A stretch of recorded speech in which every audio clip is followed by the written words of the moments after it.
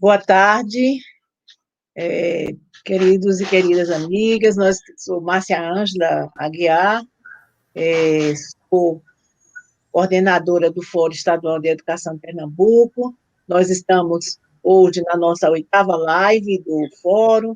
Esse nosso fórum, ele tem como uma temática mais ampla, que é toda uma reflexão em torno da garantia do direito à educação, em tempos de pandemia, as ações, as perspectivas, os desafios que são colocados para todos nós nesse momento.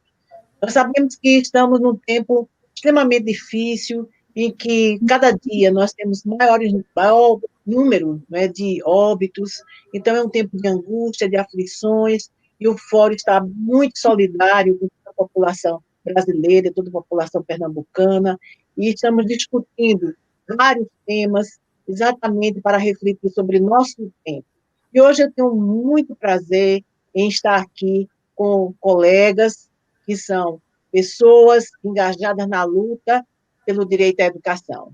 Nós estamos aqui com a professora Conceição Reis, da Universidade Federal de Pernambuco, estamos também aqui com a professora Auxiliadora Martins, também da UFPE, e ainda com o professor José Bias Santos, que hoje é um diretor da unidade que discute Educação e Relações Étnico-Raciais da Secretaria de Educação de Pernambuco. Estamos também com o Jefferson aqui, nosso querido Jefferson, que está sempre presente em nossas lives como intérprete de Libras.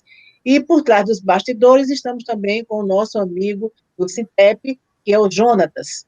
E mais uma vez eu agradeço bastante ao Sintep por esse apoio que tem dado ao Fórum Estadual de Educação, que é essa associação que congrega aproximadamente 32 entidades e instituições. Então, para iniciar o nosso debate em termos das relações étnico-raciais, da educação das relações étnico-raciais, e vendo muito a perspectiva com relação a essa questão da educação nos tempos de pandemia, e também qual é o trabalho que é desenvolvido durante todo o tempo na universidade. Eu não poderia trazer pessoas melhores do que essas duas colegas minhas muito queridas que aqui se encontram. Então, eu passaria logo de início a Cessa Reis, que teria muita coisa para dizer durante muito tempo, mas eu já avisei, olha, são somente 15 minutos, senhor, por favor, vá segurando aí, e aí é o desafio também para colocar, né, se colocar aí em 15 minutos. Cessa, seja muito bem-vinda aqui a esse espaço do fórum,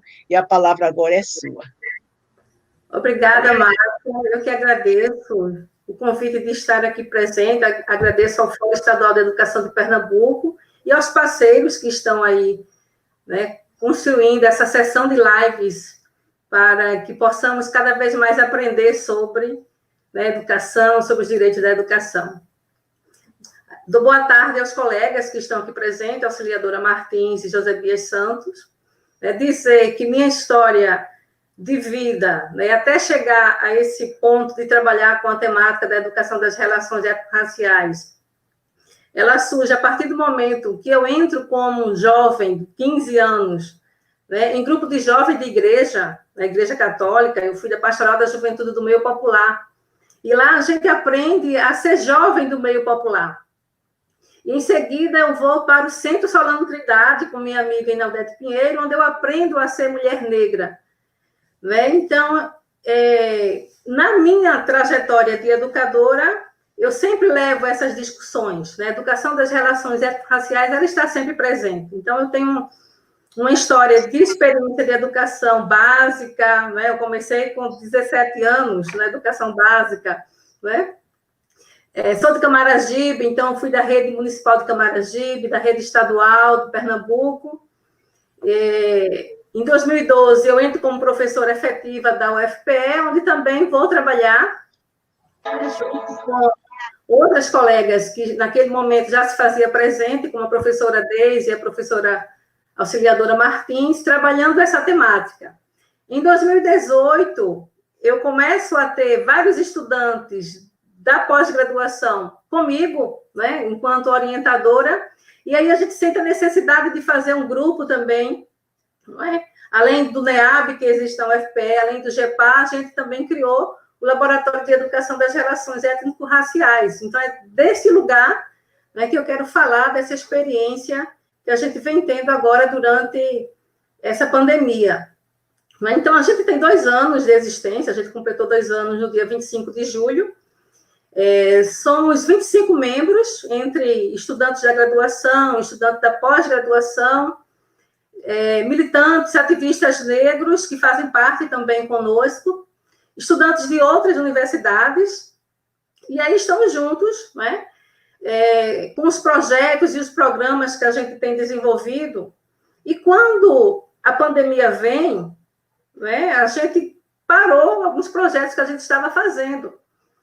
E aí eu digo, bom, mas daí agora? A gente vai ficar esse tempo distante, a gente não sabe quando é que a gente volta, ninguém sabia de nada, não é? Então a gente propõe à Proesc que os nossos projetos, né, foram 2 projetos aprovados no edital de 2012, um edital que a Proesc fez sobre ações artísticas. E aí a gente foi selecionado com 2 projetos e a gente solicitou a Proesc para a gente continuar fazendo esse projeto agora de forma remota. Né? Então, nós estamos com 2 projetos e aprovamos mais um durante esse processo de pandemia. Então, são os 3 projetos de extensão dentro de um programa, que é o Programa Laboratório de Educação das Relações Étnico-Raciais. A gente entendeu que as nossas relações entre a universidade e a sociedade, ela pode continuar, né, a nível remoto, né, como nós estamos aqui agora fazendo essa live, né? Então, demos continuidades a essas atividades. O programa de pós-graduação, ele também provoca a gente, enquanto professora do programa de pós-graduação em educação, a oferecer uma disciplina remota. Então, a gente também está trabalhando a nível de ensino, a partir da disciplina Identidades, Memórias e Desigualdades, com estudantes do mestrado e do doutorado, onde a gente se encontra e discute sobre essas questões e essa relação junto com o isolamento social, junto com as desigualdades, com a situação de pandemia, de saúde e da educação do povo negro. Então, a gente tem se encontrado de 15 em 15 dias, quanto disciplina do programa. A gente também continua desenvolvendo nossas pesquisas, porque a gente não pode parar, né? Infelizmente, a gente tem que continuar. Claro que às vezes tem uma quebra, tem uma baixa, né? Mas a gente vai se fortalecendo com os colegas e vai dando continuidade. Então, recentemente, a gente fez um seminário, porque eu tenho uma pesquisa, foi aprovada pelo CNPq em 2018, né? A chamada Universal, e aí a gente está mapeando a educação das relações étnico-raciais em toda a região do Nordeste, a partir do curso de pedagogia. Como é que está a educação das relações étnico-raciais nos cursos de pedagogia? Então, fizemos um seminário no final de julho, onde estiveram presentes representantes dos 9 estados do Nordeste, e a partir desse seminário, que é um seminário de coletar dados para pesquisa, né, a gente compôs uma rede de educação das relações étnico-raciais no Nordeste. Então, foi uma coisa assim, muito, muito legal, que eu não sei se a gente teria conseguido, né, se fosse de forma presencial, mas, de repente, a questão das atividades remotas, ela nos proporcionou isso, né? Acho que é uma das coisas boas, se é que a gente pode dizer coisas boas dessa pandemia, né? Melhor nem dizer assim. E aí a gente continua também com as dissertações sobre a temática étnico-racial, porque o meu foco dentro do programa de pós-graduação em educação é orientar pesquisas que tenham esse viés da educação das relações étnico-raciais, da população negra, das desigualdades, das identidades coletivas. Então, esse é o nosso foco, sempre a partir da história e memória desse povo, dessa coletividade. Né? Então, em relação ao ensino, pesquisa, a gente continua desenvolvendo as atividades e os projetos de extensão que a gente tem. Um dos projetos é a Memória e Presença Viva de Autorias Negras. Nesse projeto, a gente busca dar visibilidade a muitos escritores, pensadores, intelectuais, negros e negras, que são invisibilizados dentro da academia, dentro das universidades, dentro das escolas. Né? Então, nós temos uma exposição de 19 quadros sobre essas pessoas, quadros com as imagens e com as biografias. Esse projeto agora, né, como ele foi refeito em relação a estar de forma remota, a gente também vai fazer mais quadros, E aí, durante esse processo de atividades remotas, a gente tem feito lives. Então, nós tivemos no dia 1º de agosto uma live com uma das nossas escritora, Inaldete Pinheiro, que é fundadora do Movimento Negro aqui em Pernambuco. Então, tivemos uma live com ela. Amanhã nós teremos começamos um ciclo de estudos, também com ela. Este mês nós estamos estudando a vida e obra de Inaldete Pinheiro. Então, a cada período a gente vai estudar um dos autores que a gente tem na exposição. Então, as lives, os ciclos, as mensagens, postar informações sobre essas pessoas, trazer vídeos. Então, a gente tem feito isso através das redes sociais. A gente tem um outro projeto, que é o projeto Inglês Afrocentrado, que a gente se encontra nas quartas e sextas-feiras, para a gente desenvolver habilidades de leitura, interpretação e tradução de textos acadêmicos sobre esses autores negros e negras. Então, a gente lê esses autores que produzem em inglês, e a gente lê em inglês e vai aprendendo também um pouco do inglês através desse projeto, né? E é em parceria com o curso de inglês, que é a Education. E a gente tem o projeto Música e Arte Afrocentrada, que, como o projeto Memória e Presença Viva de Autorias Negras, também tem essa dinâmica de realizar lives quinzenais, de realizar ciclos de palestras, de colocar as pessoas que desenvolvem, que têm alguma arte, que têm músicas, que são músicos, né? Apresentar as suas habilidades, as suas expressões artísticas para as redes sociais. Então, a gente tem feito isso no Instagram do Laboratório de Educação das Relações Étnico-Raciais, a gente está agora com o site do Laberê também, a gente está abrindo o canal no YouTube, a gente tem o Facebook, então, todos esses meios, né, essas redes sociais, para poder chegar às pessoas que estão aí em casa, né, ou não, porque muitas não podem ficar em casa, né, mas que, de repente, podem estar se informando, participando dessas ações junto com a gente. Então, essas são as coisas que nós temos feito durante essa pandemia. Com relação a falar do direito à educação, que é a temática que a nossa live hoje ela apresenta, né? Assim, esse direito, as perspectivas, os desafios desse direito. Né? Falar de direito na educação para o povo negro é muito complicado, porque, infelizmente, a gente não percebe esse direito acontecendo.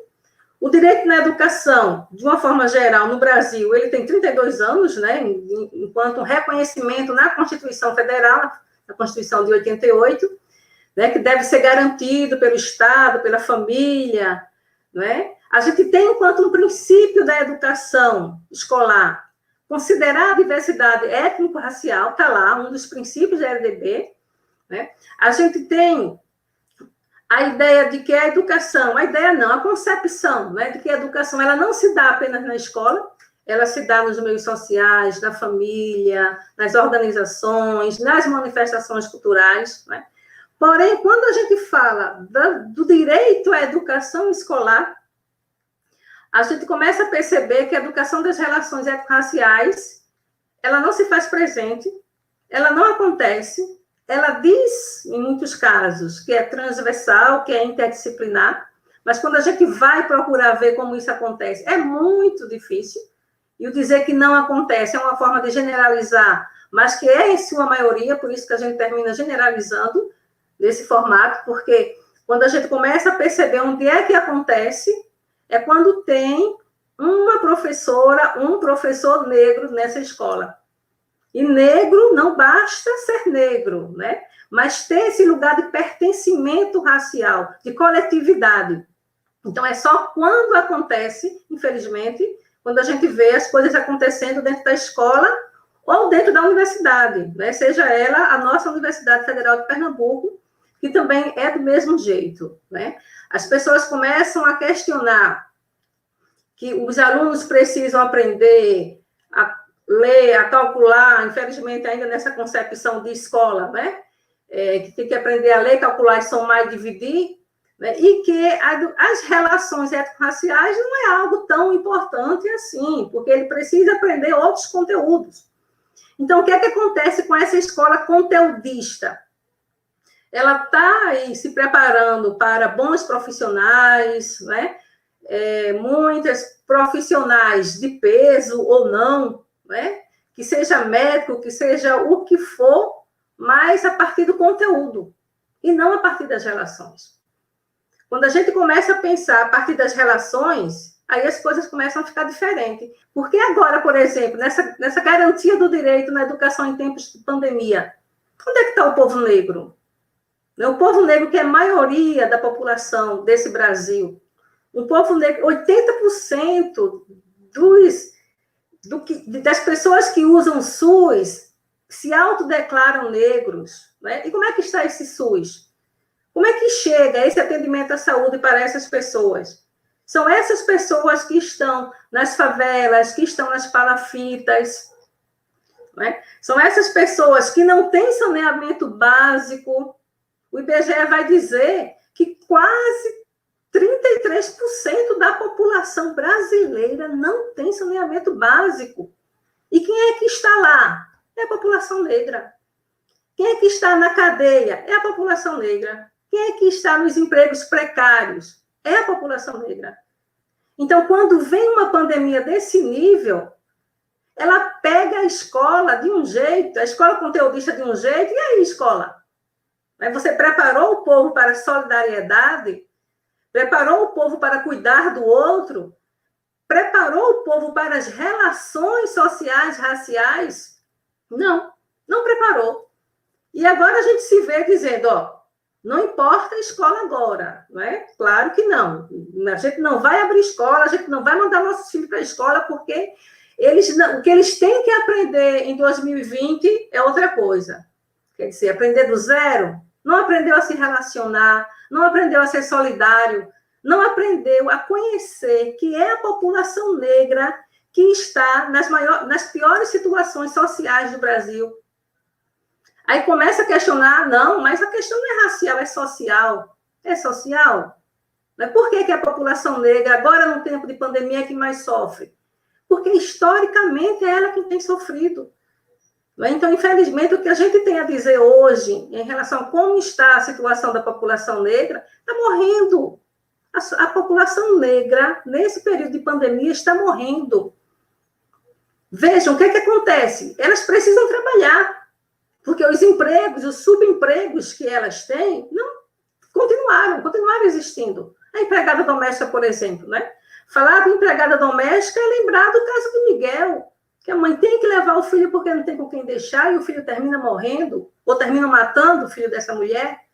Então, essa é uma situação em que a população negra se encontra, que a gente tem que repensar a estrutura desse racismo. Porque não adianta a gente pensar que isso é social, quando o racismo ele é estrutural e é ele que estrutura a educação, né? As escolas, a saúde. Então, infelizmente, nesse período de pandemia, eu estou vendo que meu tempo ali já está indo embora, né? Nesse tempo de pandemia, a gente só tem a lamentar a situação em que o povo negro, que a educação do povo negro vem passando. É isso que eu gostaria de iniciar minha fala falando. Cessa, você já iniciou muito bem, trazendo aí uma panorama da problemática que nós estamos enfrentando. Nós já estamos aqui com o nosso chat, muita gente já entrou, muitos colegas, muitos professores, professoras, e aí a gente vai passar de imediato a auxiliadora, que é aí a nossa também professora, e que tem uma contribuição muito grande vem dando isso, ela trabalha com teoria curricular e educação, escola, e também questões das relações étnico-raciais, e ela é coordenadora do GEPAR.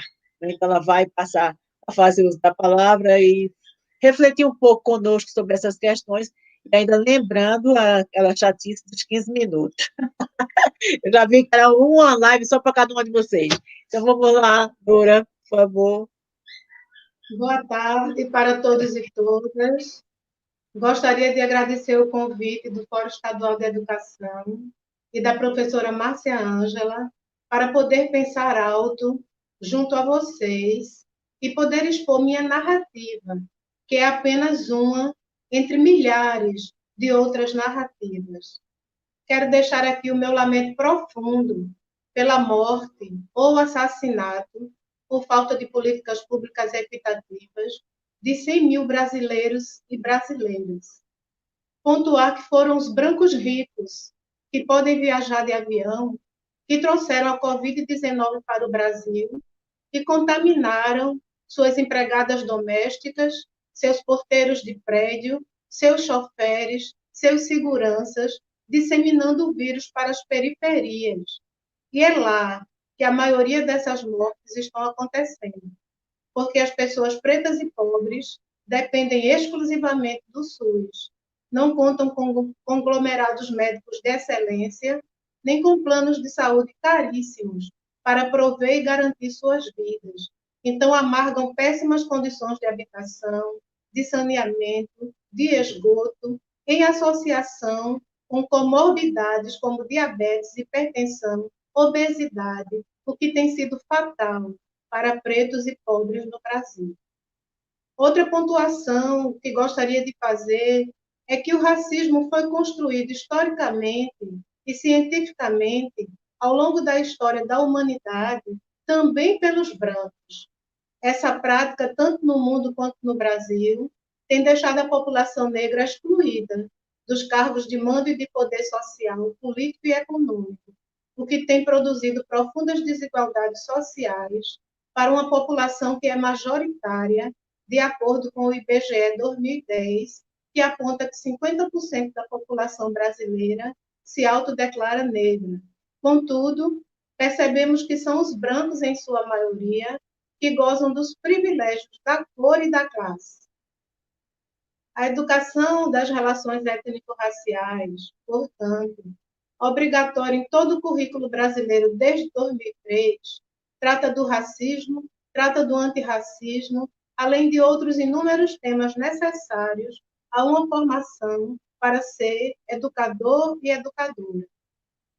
Nos debates que temos realizado e proposto, considero importante dialogar, mas devemos também levantar discussões, não apenas teóricas, mas também propor ações práticas a serem desenvolvidas pelas instituições, no sentido da construção de conhecimentos que colaborem para a necessária prática educativa formadora de seres críticos, reflexivos, antirracistas e capazes de atuar na mudança social para que o Estado brasileiro passe de uma sociedade que pratica racismo estrutural, racismo institucional, racismo religioso, para uma sociedade que respeite e repare os danos sofridos pela população negra, pelo tráfico transatlântico, o escravismo criminoso e o racismo, que é uma mazela terrível, que só nos traz dor e sofrimento.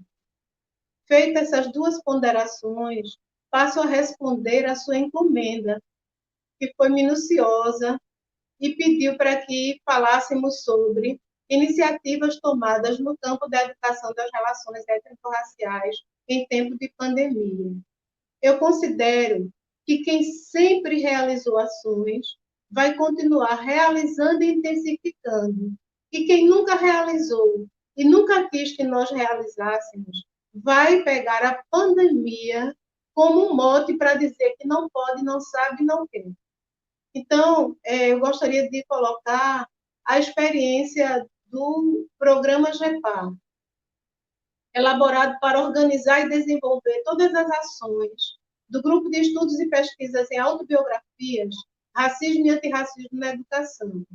Esse grupo foi criado em 26 de fevereiro de 2013 e por lá passaram até hoje 97 estudantes com forte presença africana e afro-latina, como estudantes do Togo, do Benin, de Cabo Verde, de Guiné-Bissau, de Moçambique, de Angola, do Gabão, de Honduras e do Panamá. Todas essas pessoas estão formadas, todas essas pessoas defenderam seus TCCs, e há pessoas do GEPAR no doutorado na Universidade Federal do Rio Grande do Sul, há pessoas do GEPAR no doutorado da Fiocruz, e há pessoas do GEPAR no doutorado do Centro de Educação da Universidade Federal de Pernambuco. Então, no âmbito do GEPAR, estabelecemos inúmeras parcerias com escolas públicas e privadas, com o SESC Casa Amarela, com os CAPs, com o Espaço Livremente da Secretaria de Educação da Prefeitura da cidade do Recife, com a Coordenadoria de Saúde da População Negra da Prefeitura da cidade do Recife, com a Unicap, com a UPE, com a Uninabuco, com a Universidade Federal de Pernambuco, com o Centro Universitário Guararapes, com o Quilombo do Portão do Gelo, com o Terreiro do Xambá, com a Secretaria de Cultura da Prefeitura da cidade do Recife, com o SEBRAE, onde constituímos a RAEP, que é a Rede de Afroempreendedores de Pernambuco, que congrega 30 empresas e seus familiares, que são afroempreendedores e afroempreendedoras. Criamos a Feira Umba dos Pretos Negócios, o Festival de Dança Quando Danço Encanto, o Festival de Música A Vez da Minha Voz, o Festival de Cinema Negro GEPAR URB, a Semana da Ciência, Arte, Cultura e Inovação do GEPAR, a Semana da Consciência Negra do GEPAR. Produzimos 7 vídeos documentários, desenvolvemos 9 projetos de extensão, que venceram editais e são financiados pela Proeste com recursos financeiros e com bolsas para estudantes. Desenvolvemos 3 pesquisas puras, escrevemos e publicamos livros e artigos científicos junto ao professor doutor Henrique Antônio Cunha Júnior, da Universidade Federal do Ceará, junto ao professor doutor Moisés de Melo Santana e Ana Pontes, da Universidade Federal Rural de Pernambuco, junto ao professor doutor Itacir Marques, da Unilab, junto à professora doutora Conceição Reis, Sandra Montenegro, Aurinéia Oliveira, junto à mestranda Clara Clauci, da UFPE, junto a Flávio Valdez, da FACIG. Orientamos 17 TCCs e 3 monografias. Participamos de bancas de mestrado, doutorado, concurso público, sempre discutindo relações raciais no Brasil. Fomos homenageados pelo Ministério Público de Pernambuco, pelo Museu da Abolição, pelo Afoxé Oiá Alaxé, pelo SEBRAE e pela professora doutora Liana Cirne no Escutas Pretas. O GEPAR, portanto, se constitui uma experiência rica e frutífera que não para, muito pelo contrário. Em tempos de pandemia, tem atuado fortemente, promovendo lives nas redes sociais, promovendo reuniões de trabalho, promovendo visitas técnicas, obedecendo às orientações da Organização Mundial de Saúde, do governo federal, do governo estadual, do governo municipal, utilizando máscaras, álcool em gel e distanciamento de 1,5 metro. Temos realizado visitas técnicas aos movimentos sociais e educativos, numa comunicação e diálogo permanente com pessoas da comunidade interna e externa da UFPE, professores, técnicos, estudantes da graduação, estudantes da pós-graduação em educação, militantes e ativistas do movimento negro de Pernambuco e do Brasil. O objetivo geral do programa GEPAR é ampliar ações de implementação da educação das relações étnico-raciais, que colabore com o processo formativo no âmbito da UFPE e na sua relação com a sociedade. Os objetivos específicos são colaborar para disseminar lições aprendidas no processo da observação da implementação da Lei Federal 10.639 nas escolas públicas e privadas de Pernambuco. Acompanhar os estudantes de cota étnico-raciais no sentido do acesso e da permanência com sucesso no curso de pedagogia. Conduzir estudos e pesquisas e intervenções baseadas nos 3 princípios da educação das relações étnico-raciais, que são consciência histórica e política da diversidade, fortalecimento das identidades e dos direitos e práticas educativas de combate ao racismo e às discriminações. Como objetivo específico ainda temos a formação dos estudantes nas abordagens teórico-metodológicas da autobiografia, com o intuito de resgatar a identidade, a possibilidade de reparação e o respeito pelo povo negro, começando no próprio Centro de Educação da Universidade Federal de Pernambuco e reverberando na sociedade brasileira. Como perspectiva teórico-metodológica, tem-se a teoria da autobiografia, onde nos aproximamos de Marie-Christine Jousseau, Kwame Appiah e Carlos Moore, e a teoria das africanidades e afrodescendências, conforme pensada e recomendada pelo professor Dr. Henrique Cunha Júnior. Diante de tantas ações realizadas e lições aprendidas, transformamos o GEPAR em um programa de extensão, ensino, pesquisa e inovação. Escrevemos no edital de credenciamento de programas e projetos de atividades curriculares de extensão e no PIBEX 2020 da PROESC do FPE. O programa foi aprovado. Ao invés de recursos financeiros, solicitamos 3 bolsas. Fizemos processo seletivo de 2 dias. 34 estudantes dos mais variados cursos se inscreveram. Foi aprovada uma pessoa branca para incrementar estudos sobre a branquitude e seus privilégios de raça e classe. Foi aprovado um indígena homem e uma indígena mulher. Criamos e estaremos oferecendo, no semestre suplementar, a disciplina eletiva Educação em Africanidades e Afrodescendências, para a qual fizeram matrícula 81 estudantes do curso de Geografia, História, Letras e Pedagogia, com as professoras Denise Botelho, da UFRPE, Valdenice Raimundo e Ana Ferreira, da Unicap, Adilene Arantes, da UPE, Tereza Vital, da Uninabu, Natália Lima, do Centro Universitário Guararapes. Criamos o ALAPIA, curso preparatório para pós-graduação no mestrado e doutorado. Nessa edição, tivemos 147 inscritos e aprovamos, no limite, 77 pessoas, morrendo de pena por não poder atender a totalidade dos 147 inscritos, porque não temos pernas suficientes para isso. Mas esse número de inscritos mostra a orfandade do povo negro no que diz respeito ao acesso aos cursos de mestrado e de doutorado. Com o GEPAR e com o desenvolvimento dessas tantas e bem-sucedidas ações, sinto que nesses 8 anos estou e continuarei no lugar certo e na hora certa. Há que se discursar e há que se atuar. Há que se jogar na luta com o corpo e a mente. Há que se buscar aportes teóricos, históricos, sociais, culturais, etc. Este conteúdo curricular, essa ação formativa, não pode se constituir apenas em trabalho voluntário, pontual, solitário, de professores envolvidos com o ensino-aprendizagem da história e da cultura afro-brasileira e africana.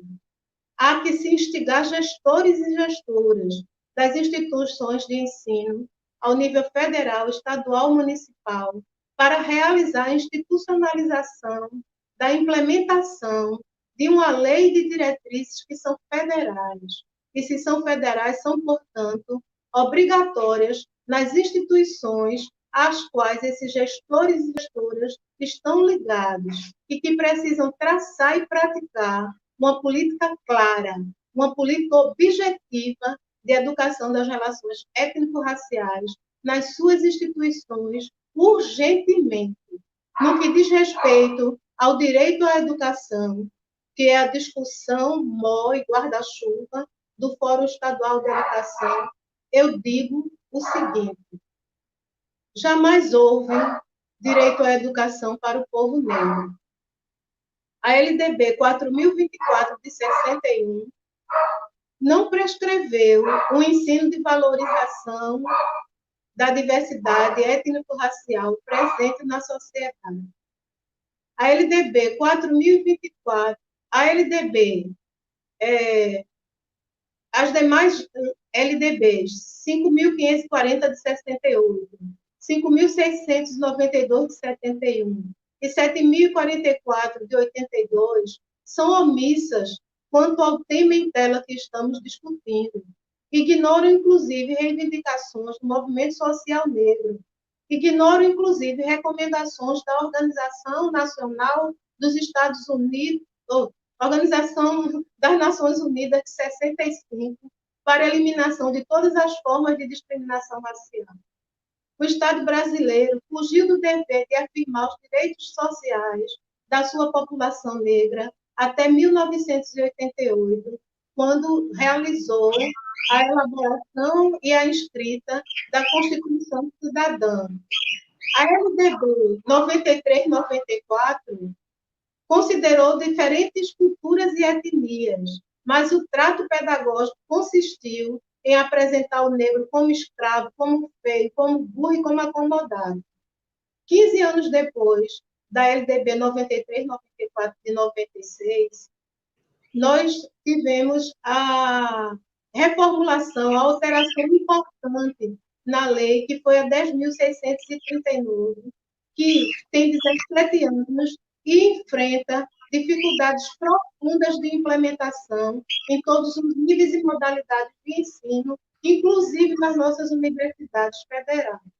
Então, em 2008, uma outra modificação importante foi a Lei 11.642, que introduz os conhecimentos indígenas.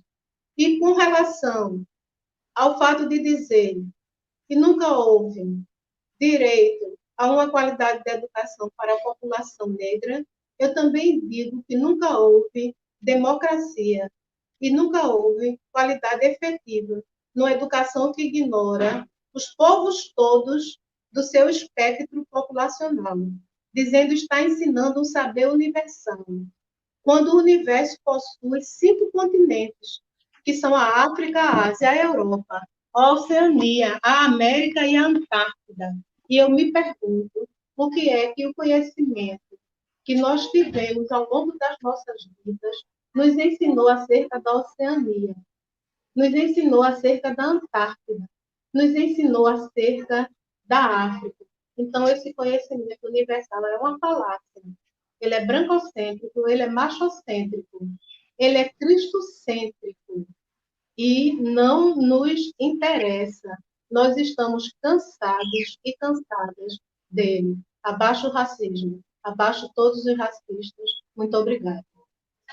Auxiliadora, muito obrigada aí pela sua disposição. Tem muita gente aqui já fazendo referência a tudo que vocês mencionaram. Eu vou passar também logo de imediato para o José Bias, então, que é o nosso também companheiro, colega, é especialista José Bias José dos Santos em políticas de igualdade racial, especialista pela Fundação Joaquim Nabuco, e hoje ele tem uma inserção muito grande nos movimentos sociais, e particularmente chama a atenção porque ele é coordenador atualmente da Unidade de Educação das Relações Étnico-Raciais da Secretaria de Educação de Pernambuco. Então, José Bias, vem aí a pergunta, e agora? Da pandemia, o que é que são as ações? Exatamente.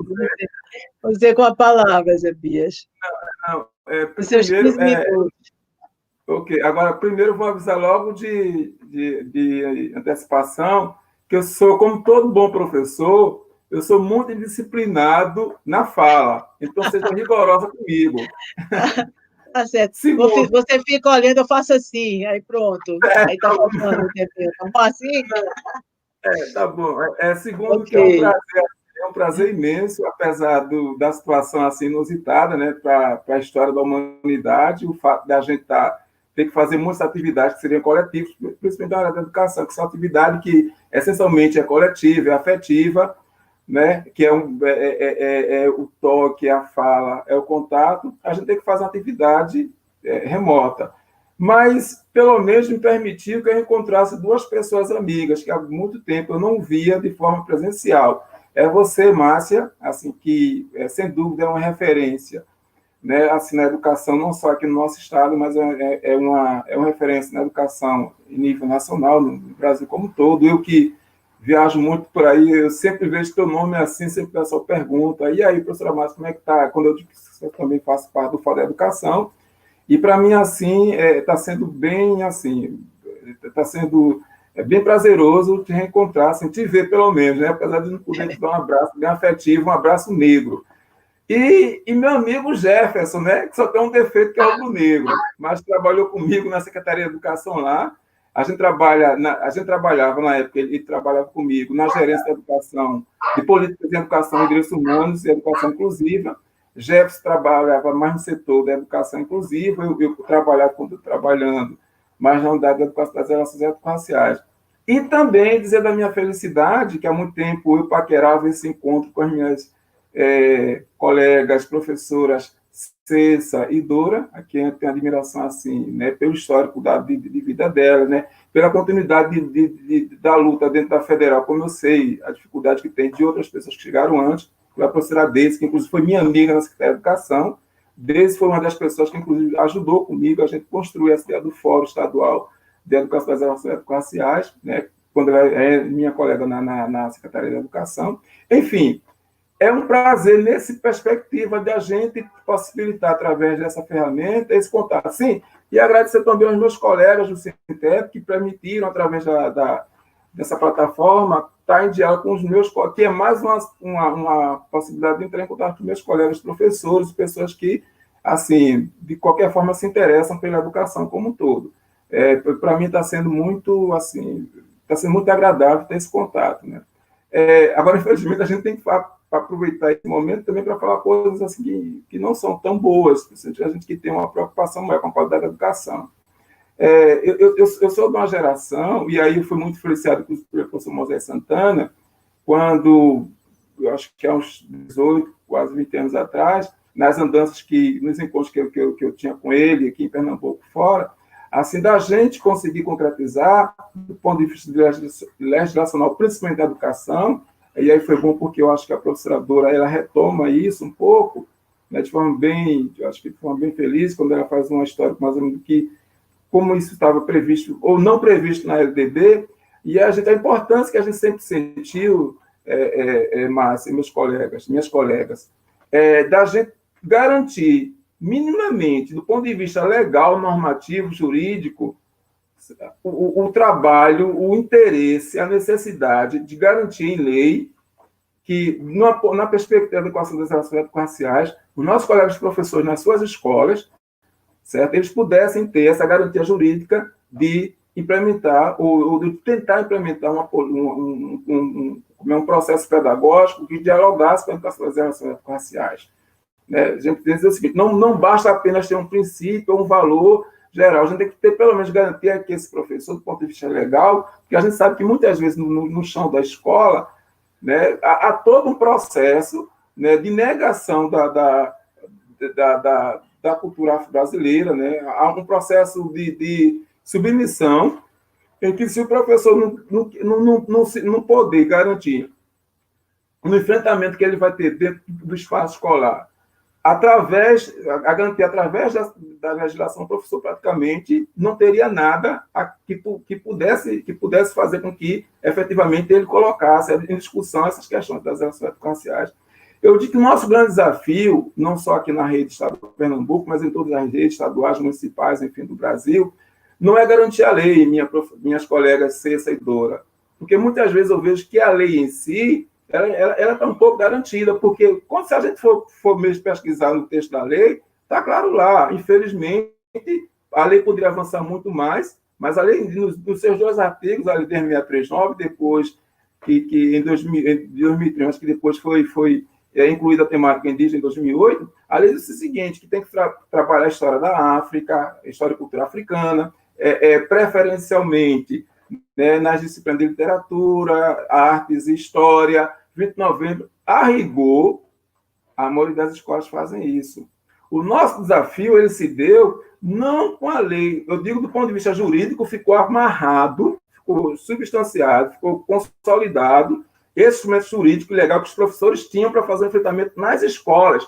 Só que tinha um processo muito mais profundo, que a professora Petronila, ela conseguiu captar, ela conseguiu perceber que, além do texto da lei, do texto legal da lei, teria necessariamente que ter todos os princípios, toda uma possibilidade pedagógica, filosófica, de que os professores pudessem trabalhar. Então, muito mais da lei, o nosso desafio é implantar as diretrizes curriculares, porque aí sim, aí sim, ela vai fazer aquela revolução, a tentativa de possibilidade de mudança no processo educacional, numa perspectiva das relações raciais, incluindo os povos ciganos, os afrodescendentes, enfim, pudesse incluir na prática pedagógica, na concepção dos projetos pedagógicos dessas escolas, a inclusão da temática, o que necessariamente, passado 16 anos, esse parecer e o relatório da professora Petronella de 2014, essencialmente a gente sabe que não se concretizou nas escolas. Né? Eu tenho visitado as escolas, a grande maioria do estado de Pernambuco, evidentemente, até por conta da rede, mas algumas escolas municipais, até escolas de outros estados. E eu percebo que, concordando com a professora Cessa, muitas vezes é um trabalho individual, solitário, geralmente de um professor ou de professora negra, e de história ou de literatura, alguma coisa que o vale. O nosso desafio que nós temos na Secretaria da Educação de Pernambuco é ir muito mais além. Primeiro é garantir, em termos curriculares, que essa temática seja estruturante. É por isso que a gente coloca como eixo estruturante do currículo. Não meramente, não apenas mais um estrangeiro, mas um estruturante do currículo. Segundo, entendendo como isso, o professor vai ter que, entendendo isso, o professor vai ser levado a compreender que o desafio dele é trabalhar, independente do componente curricular que ele ministre, ele trabalhar, certo? Aí sim, trabalhar até de forma transversal, mas entendendo que essa é a estrutura curricular do currículo de Pernambuco, para fazer essa prática. O nosso desafio é formar o professor nesse sentido, independente das disciplinas, o que a gente chama de componente curricular, que esses professores eles ministrem. O nosso desafio maior está não em garantir a efetivação da lei em si. Isso, eu acho que o professor não depende da gente para dizer que a lei, ele tem que garantir a lei. Ele tem que dizer apenas que a lei, pronto. O nosso desafio é oferecer as ferramentas teórico-metodológicas que esse professor tenha, primeiro, concepção do que é essas diretrizes da educação para as relações étnico-raciais, que vai muito mais além disso na história da África, ou a história e cultura africana, e ao perceber isso, como é que ele vai ter uma prática que possa dialogar com essas diretrizes. A gente tem feito isso desde 2014, desde 2015, quando assumi a unidade, né? Foram, nesses 4 anos, eu vou fazer mais ou menos aqui um relato dos primeiros 4 anos, que vai de 2015 a 2018. Em 2019, a gente prepara o nosso relatório, geralmente no começo do mês, do ano seguinte, para a gente apresentar num simpósio que a gente faz para a sociedade, mais voltado para o professor, mas a gente convida alguns parceiros do movimento negro, parceiros do próprio sindicato, do Sintep, enfim, outras pessoas da sociedade civil para dialogar. É quando a gente faz uma prestação de contas das nossas atividades. Esse relatório a gente geralmente prepara no mês de março e o simpósio é no final do primeiro semestre, geralmente no mês de maio, quando a gente pega o Dia da África, que é o dia 24 de maio, aliás, o Dia da África, que é dia 25 de maio, o Dia do Cigano, que é dia 24 de maio, para a gente fazer uma atividade. Enfim, nos primeiros 4 anos, a gente teve 52 processos de formação, né, considerando que nós temos 16 regionais em que estão distribuídas 1.056 escolas, que atendem hoje, pelos dados assim mais recentes, 580, quase 600 mil alunos, e temos aproximadamente 37 mil professores. O desafio nosso é a capilaridade para atender principalmente os professores, que é o nosso público que, teoricamente não, que é o mais beneficiado. Pois bem, a gente conseguiu, nesses 4 primeiros anos, sem considerar mais uma vez o ano 2019, a gente conseguiu fazer 52 formações com 300 cargas, com 300 horas aulas. 300 horas aulas nessas 52 formações. Foram atendidos 3.500 professores. A gente conseguiu atender 10%, que é muito baixo ainda, mas considerando o universo de 37 mil professores, a gente pode dizer que houve um esforço considerável. O que eu costumo dizer é que aqui no Brasil, a educação, ela tem, e é uma discussão que às vezes quando a gente trava no próprio Fórum da Educação, a educação brasileira, ela vem de patamares tão baixos, de níveis assim, extremamente baixos, que qualquer espaço, ou qualquer passo que você dá em direção ao avanço, é considerado muito do ponto de vista que você partiu, mas é muito pouco do ponto de vista onde você tem que chegar. E isso a gente está falando da educação como um todo. Imagina a gente trabalhar numa discussão nas nossas escolas, com realidades totalmente diferentes, né? São 1.050 escolas congregadas assim, do interior, do sertão, é totalmente diferente de uma escola aqui nossa. Eu não estou nem colocando as escolas indígenas, as escolas quilombolas, que são tratadas por departamento da secretaria. Eu estou dizendo as escolas chamadas regulares, que a gente acompanha mais de perto. Pois bem, fazer esse processo, conseguir atingir 10% dos professores, né, é um esforço que a gente tem tentando ampliar. Só que a gente percebeu o seguinte, minhas colegas, que o que poderia, e aí dialogando um pouco com a professora Cessa, o que poderia ser algo que para a gente seria um processo, e está sendo um processo extremamente traumático, que é a questão da pandemia, isso facilitou a gente em outro sentido. O alcance que a gente está tendo dos nossos colegas professores. Porque o que eu percebi foi o seguinte, até agora, nas 16 regionais, eu fiz live tratando a temática com 5 ou 6 regionais nesse tempo de pandemia, de trabalho remoto. O que eu estou percebendo é o seguinte, queridas, que a gente está atingindo uma quantidade maior de professores.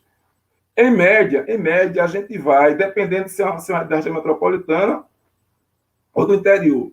Quando é da região metropolitana, em média, a gente atinge de 70 a 80 professores por regional, na região metropolitana. No interior, a gente atinge de 40 a 50 professores por regional, em média. Aqui, nesse tempo, eu fiz uma média, eu considerei regionais, solicitaram que dissesse para mim o quantitativo de participação dos professores nessas lives. Para minha surpresa, a média foi de 80%, considerando que a maior regional que nós temos, no interior, se eu não me engano, é a de Petrolina, tem cerca de aproximadamente 70, 80 professores. O que é que a gente conseguiu atingir? A gente tem uma média, em muitos regionais, de mais de um professor por regional. Se a gente fizesse, se a gente continuar esse trabalho incessante, né? E assim, que para a gente foi benéfico, a gente vai atingir, a gente tem a possibilidade de atingir como é que eu posso dizer, uma média de 70 professores, que seria mais ou menos, em termos percentual, a gente chegaria a atingir 60%, considerando 70 professores por mês de cada regional, a gente atingia 60% de todos os professores. Isso porque esse trabalho remoto nos possibilita esse tipo de situação. Nesse ponto, para a gente, foi um avanço, está sendo um avanço. O nosso desafio é, Márcia, a gente encarar essa situação agora como uma herança para a gente trabalhar nas outras atividades. Se a gente conseguiu atingir um objetivo, né, maior do que a gente esperava de início, a proposta é que a gente tenha continuidade dessas ações, pelo menos trabalho remoto, porque quando eu me desloco, por exemplo, para uma cidade como Petrolina, eu tenho que passar um dia de 10 a 12 horas viajando na ida, para me encontrar com o professor durante 4 horas e voltar 10, 12 horas. Isso demanda transporte, demanda diária para motorista, demanda uma série de fatores. E demanda disponibilidade dos professores que muitas vezes não tem naquele momento específico. Ou seja, nessa perspectiva, esse trabalho que a gente tem desenvolvido através das lives tem conseguido atingir um sucesso que eu poderia dizer assim, satisfatório. Outra atividade, a situação foi tão assim inusitada para o bem, nessa perspectiva da gente atingir um público que a gente antes não tinha capacidade de atingir, que a gente nunca tinha feito atividade no dia 25 de julho, que é o dia da mulher negra caribenha, latino-americana caribenha, dia 25 de julho. Por quê? Porque é o período que nossas escolas estão em recesso. Tradicionalmente, nossas escolas estão em recesso, né? Porque é recesso da rede estadual. Como as escolas esse ano não estavam em recesso, teve um recesso, mas foi um recesso pequeno, a gente conseguiu fazer uma live, né, voltada com a temática, para professores especificamente voltada com a temática da mulher negra. E aí a discussão de como se podia se trabalhar na escola, é uma série de discussões, mas para a gente atingiu isso. Uma outra situação é a seguinte, a gente tem uma programação feita, e aí seria para final de maio, a gente tem que ver porque demandou de recursos federais, que esse simpósio que a gente faz, a gente tinha uma programação feita desse simpósio, agora que seria no final, seria do dia 27 a 30 de maio, que seria no hotel Casa Grande, lá em Gravatá, com recursos federais, já tudo prontinho. coincidiu ser em pleno período da pandemia. Eu tinha até conversado com o Ivan, que é do Departamento de Políticas Sociais do Sintep, para a gente retomar a ideia do Fórum Estadual de Educação mais fortalecido nesse sentido, com a presença, mais uma vez, do movimento negro, dos professores,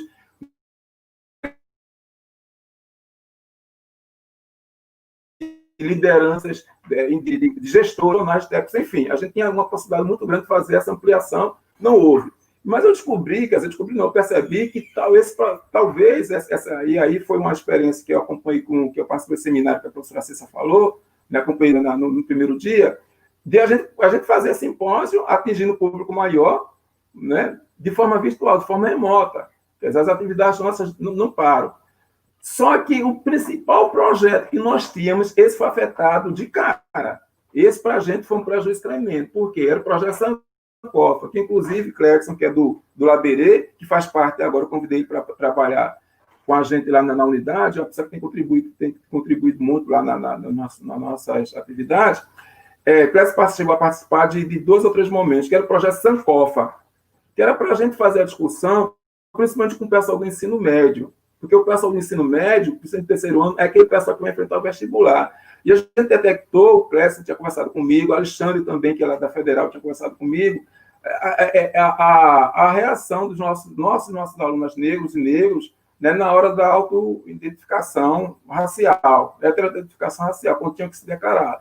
E assim, a forma como os nossos estudantes, vindas dessas escolas públicas do Estado, do ensino médio, terceiro no ensino médio, assim, se comportavam, com uma série de fatores aí, mas assim, não é interessante.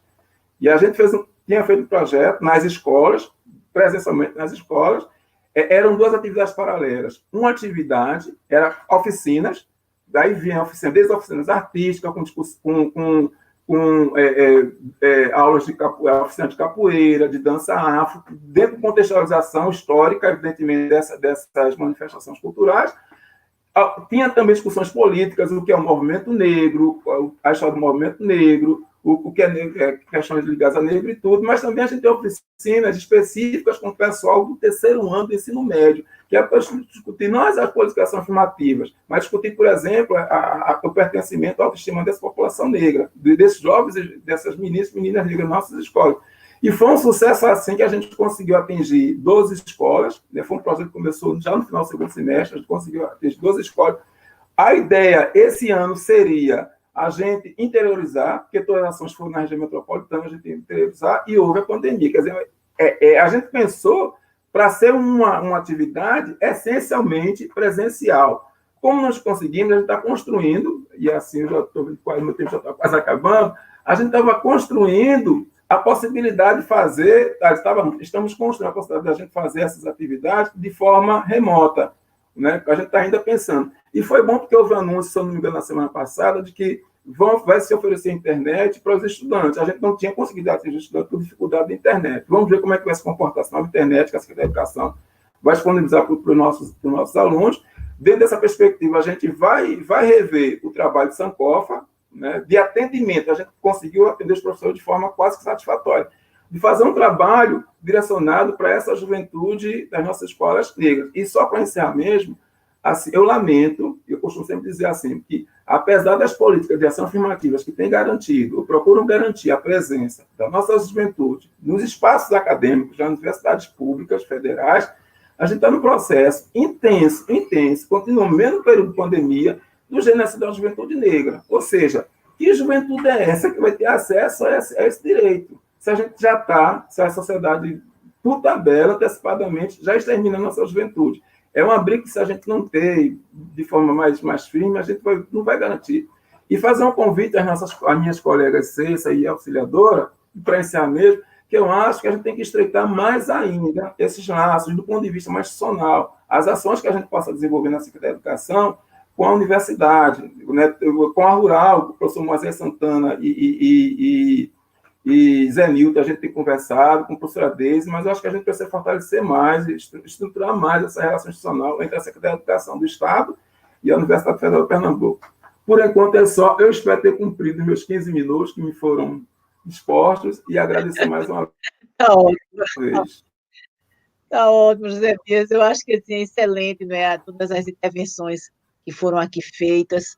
e também abre um leque de discussão que a gente teria que ter outras lives para poder atender, inclusive, as solicitações diversas que estão aqui no chat. A gente teve muita gente, a Vanessa, Masi, Emerson, William, Marta, Erinalda, Marcelo, Conceição, Amanda, Eduardo, Célia, Sueli, Marta, Carmen Neves, muita gente do Espírito Santo, que também está aqui presente, e aí eu vou destacar aqui algumas intervenções, dizendo o seguinte, no caso aqui, eu estou vendo aqui de Samanta Leão, são duas que ela coloca, é muito interessante, fazendo referência a Cessa e a Dora.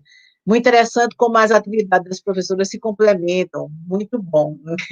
Seria bacana se as professoras informassem como o público que assiste nesse momento pode participar desses projetos citados. Então, acho que é importante, depois, quando vocês se despedirem, falarem de que maneira pode ter feito isso. E também a Amanda Santana, no contexto opressor em que vivemos, a gente sabe que utilizam a pandemia para dizer que não podem, quando, na verdade, não querem. Contra isso, o GEPA não para. Depois também referência ao trabalho do GEPA, Amanda ainda continua, pode ser acompanhado através do seu perfil. Aí quem estiver aí no chat já verifica qual é esse perfil.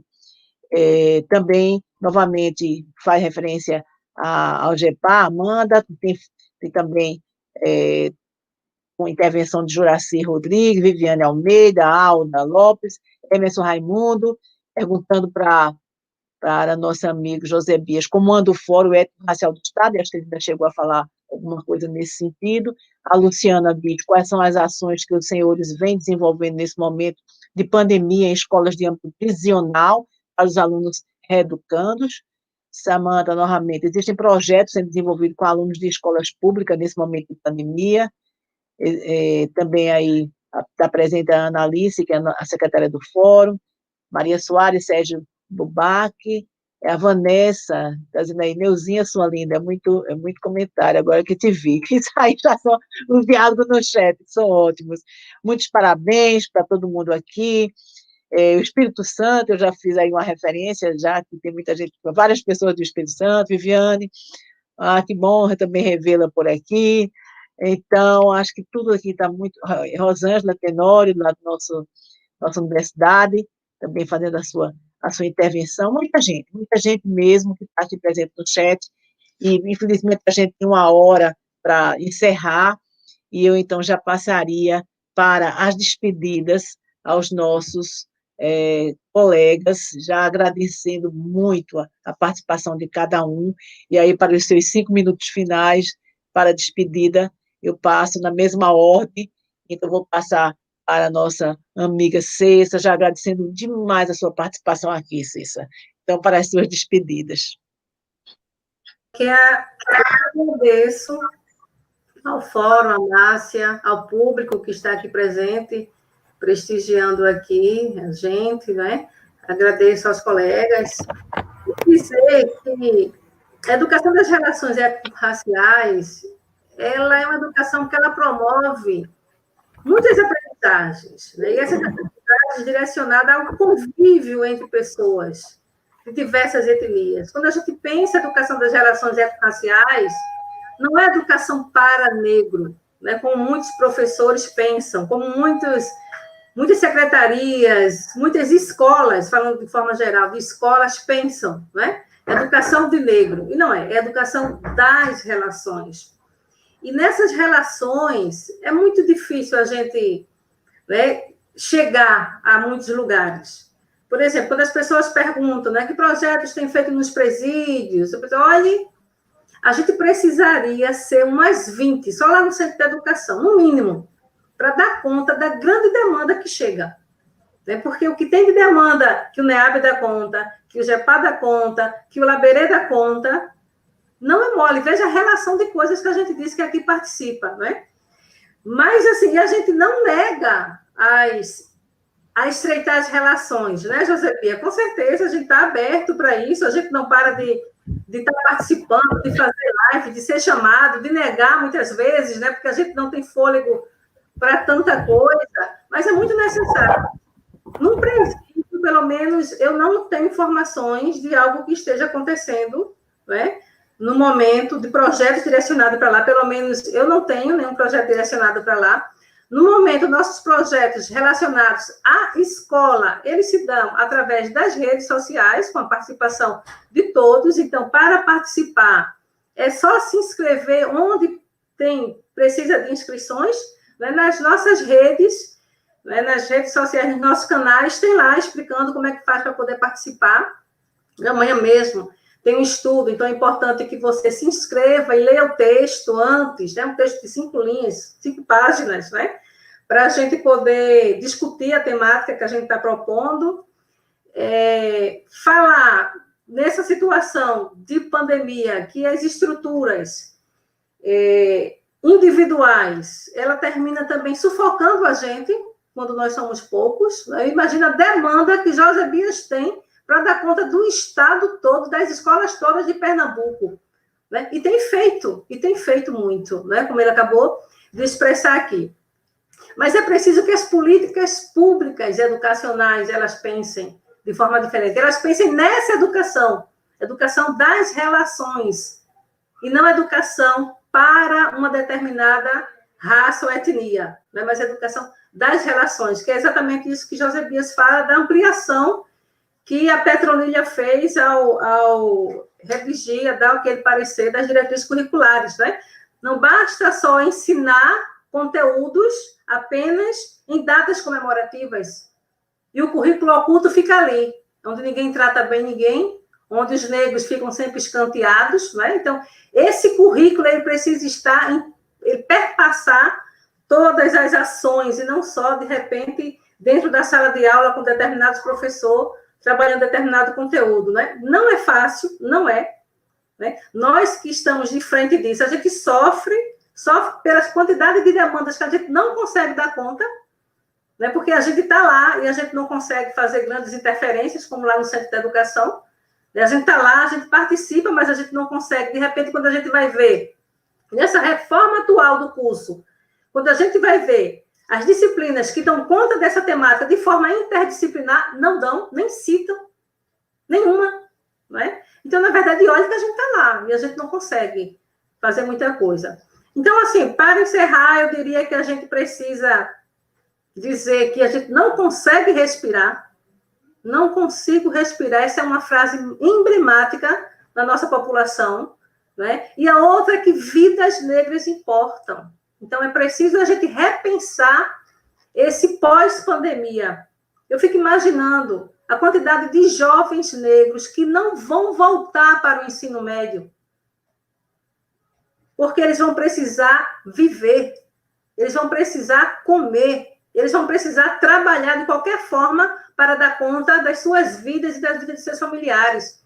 Então, o índice de evasão dentro do ensino médio, principalmente, nossa, e como isso vai sufocar a vida dessa juventude.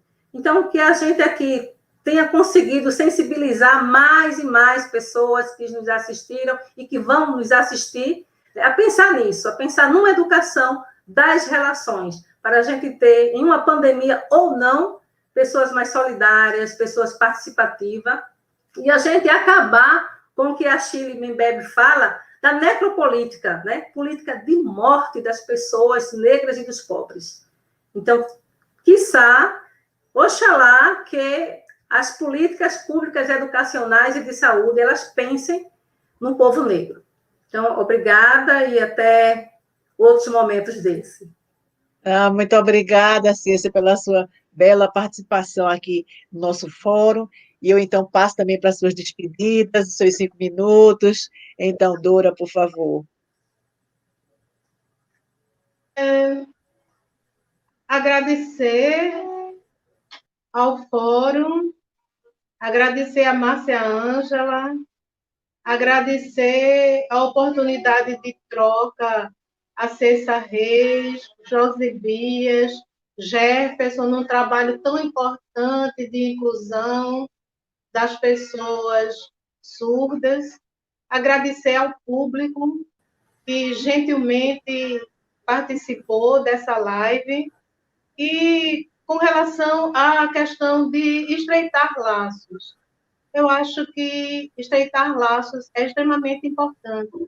E estreitar laços com todos e todas, especialmente com quem historicamente esteve na luta, que às vezes fica escanteado, em função dos efeitos de moda, em função dos efeitos de estudar o negro como objeto de estudo, e não como um ser humano que tem a sua própria voz, não precisa de ninguém para dar voz a ele ou a ela, não é? Dizer que a minha disposição é uma disposição de vida para a luta, porque eu estava na fundação do Movimento Negro em Recife, em 1978. E eu estava nesse seminário em 1988. Aqui, se vocês podem ver, tem fotografia dos meus filhos, numa creche que foi montada na Universidade Federal Rural de Pernambuco. Uma metodologia incrível, extremamente importante, em que o movimento negro pensou que, para as mulheres poderem participar, era necessário uma creche. E hoje a gente participa ainda de seminários caríssimos, de instituições que nos cobram o olho da cara e não pensam nessa possibilidade de montar uma creche para os nossos filhos e os nossos netos poderem participar de discussões que são importantes, interessantes e relevantes, né? Então, que cada um de nós pensemos no que diz respeito à educação das relações étnico-raciais. O que é que eu tenho feito na minha casa? O que é que eu tenho feito na minha rua? O que é que eu tenho feito no meu bairro? O que é que eu tenho feito na minha cidade? O que é que eu tenho feito na minha instituição? Vamos pesquisar nas nossas instituições onde estão os negros e as negras. Estão ocupando cargos de mando e de poder em que percentual? Estão recebendo gratificações em que percentual? Ou mesmo nas minhas instituições, eu dizendo que sou democrático e democrática, mas coloco nos cargos de mando e de poder os maridos, as mulheres, os sobrinhos, os compadres, as amigas e os amigos. Educação das relações étnico-raciais, muito mais que discurso, precisa de prática, de empoderamento, de justiça e de reparação para o povo negro que está cansado de esperar, não é? E mais cedo ou mais tarde, uma corda muito esticada tende a se romper. Era o que a minha mãe sempre me ensinou. Boa tarde. Muito obrigada. Muito obrigada também pelas suas belas palavras, muito obrigada pela sua presença aqui entre nós. E agora eu vou passar para os 5 minutos finais. José Bias, por favor, as suas despedidas, aí a todo mundo que está aqui presente. José Bias, será que você está com o microfone fechado? Parece que ele está ali, acho que talvez a tela tenha ficado, né, chamado congelado. Às vezes eu fico pensando, né, se uma coisa assim ocorre nas nossas lives, que tem todo um aparato para poder realmente ser conduzida, imagina nas nossas salas de aulas, com um monte de professores e professoras que nesse momento eles estão totalmente dedicados exatamente a essas famosas aulas remotas, ensino remoto. Então, as grandes dificuldades que no dia a dia, nesse cotidiano, então, os nossos professores e professoras estão sofrendo. E eu acho, né, que hoje nós estamos passando esse momento tão difícil, mas muitas lições vamos tirando desse, né, exatamente isso. Tanto lições negativas, para não ter repetição, como positivas. E aí parece que temos a voz de José Bias. Você está... Não, okay. Estamos certo. ouvindo. Não, para as suas despedidas. Teve uma pergunta de Marta Almeida, eu creio que foi sobre o fórum. Foi, exatamente.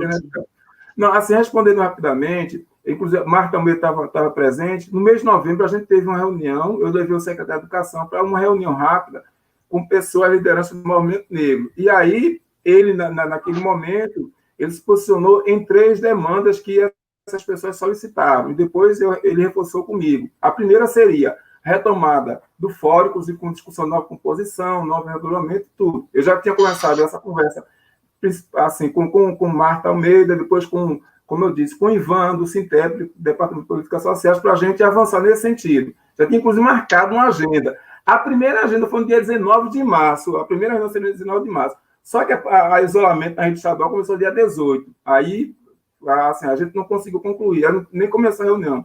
O segundo aspecto que ele se comprometeu foi de, infelizmente, Pernambuco não tem uma resolução do Conselho Estadual de Educação para garantir, do ponto de vista normativo, a discussão, a implementação das questões educacionais na educação, tanto da rede privada quanto da rede estadual. Ele se comprometeu a enviar ao Conselho Estadual de Educação uma proposta de resolução para que fosse votada. A gente só tem a questão normativa, aqui não é resolução.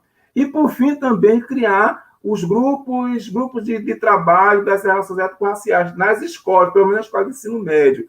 Quer dizer, tudo isso foi, infelizmente, foi prejudicado pela questão da pandemia, mas a gente está avançando, né, Marta? E sua contribuição é essencial. Encerrar e colocar também dizendo que eu tenho algumas ideias, se depois eu posso passar contigo, eu posso pedir para o Cleiton marcar uma conversa com a gente, eu acho que a Dora também pode contribuir, acho que a Dora pode contribuir também nessa questão, que tem umas situações de discussão que a gente tem que pelo menos levar o pessoal do ensino médio, já que 70% da nossa escola tem ensino médio, da gente trabalhar essa temática. E, por fim, sobre o pessoal das escolas, dos casos, das escolas que são das escolas do Estado que são localizadas dos casos, a gente tem uma dificuldade muito grande, Márcia, e seria bom que você marcasse uma live sobre isso, porque eu estou muito preocupado, porque, infelizmente, dentro dos casos, né, do Centro de Atendimento Socioeducativo, essa juventude, principalmente a juventude negra, que a maior parte da população sofre situações tremendas de violação de direitos humanos. Imagina que a grande maioria da população lá dentro é negra. Se já tem uma dificuldade de ter acesso à educação, no momento, imagina agora no momento de pandemia. Eu não respondo por esse setor, eu trabalho apenas, Jefferson sabe disso, eu trabalho apenas numa gerência que também tem esse setor lá dentro. Seria bom que você provocasse uma discussão até para dizer como é que está sendo. As dificuldades que nossos colegas lá do setor estão passando para garantir o atendimento à educação nesse momento tão crucial. E, assim, encerrar dizendo que eu estou disponível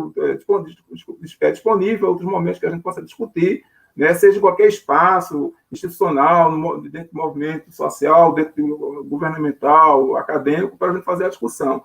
E focar, o foco que a gente tem tentado fazer dentro da rede pública estadual é garantir a efetivação das diretrizes curriculares, para que não fique apenas pontuado no professora negro ou negra de história e literatura a temática, como se a escola não tivesse nenhuma responsabilidade, não tivesse nenhuma obrigatoriedade, a obrigatoriedade também fazer essa discussão dentro da sala de aula. Então, para vocês, muito axé e, assim, muita felicidade e saúde para nós. Muito obrigada, José Bias. Nós estamos, assim, já chegando finalmente aqui da nossa live, mas eu fico com a sensação poxa, a gente está fazendo algo que atinge tantas pessoas, e aqui é um espaço de reflexão, um espaço de estudo, e cada uma dessas lives, ela fica, não é, em disponibilidade para muita gente, a gente já tem lives que tem mais de 1.000 acessos, então isso significa que o Fórum está cumprindo a sua missão, e todas essas recomendações, como aqui no chat, e vocês também aqui já mencionaram, a questão da juventude que está aprisionada nesse momento. Então, essas questões todas, nós pretendemos trazer para nossas lives, no sentido de dar um foco e que possamos todos refletir e contribuir para tal. Acho que essa live de hoje, ela traz muitas lições, ela mostra a complexidade desse campo, ela mostra as desigualdades da nossa sociedade. Então, acho que todos nós vemos isso, quer dizer, a defesa da cidadania, então, a defesa da dignidade humana, ela passa por essas questões todas que foram aqui mencionadas. Eu fico muito satisfeita de ter tido a presença de cada um de vocês. Acho que foi, assim, muito, para todo mundo que está aqui, uma experiência muito positiva. E também homenageá-los, porque cada um de vocês, à sua própria maneira, então são guerreiros naquela luta que é tornar a nossa sociedade mais justa. Isso é uma luta que ultrapassa gerações. Então, a gente, nesse momento, especialmente nesse momento de pandemia, tudo que vem depois da pandemia, porque esse mundo que se vislumbra após pandemia também não será fácil, é preciso que todos nós fiquemos cada vez mais com coragem, e que nesse compartilhamento com todos, então a gente avance, porque a luta é dessa forma mesmo, é com coragem que a gente vai construindo o caminho para tornar esse Brasil um lugar melhor de se viver. Então, para todos, eu quero deixar um abraço, quero agradecer muito também a Jefferson, que está ali, a Jonathan, ao Citep, que está dando esse apoio tão grande aqui para a realização das nossas lives. Então, muito obrigado, e todos vocês que estão aqui nos assistindo, um abraço para cada um. É isso. Até logo, né? Beijinho. Muito bom.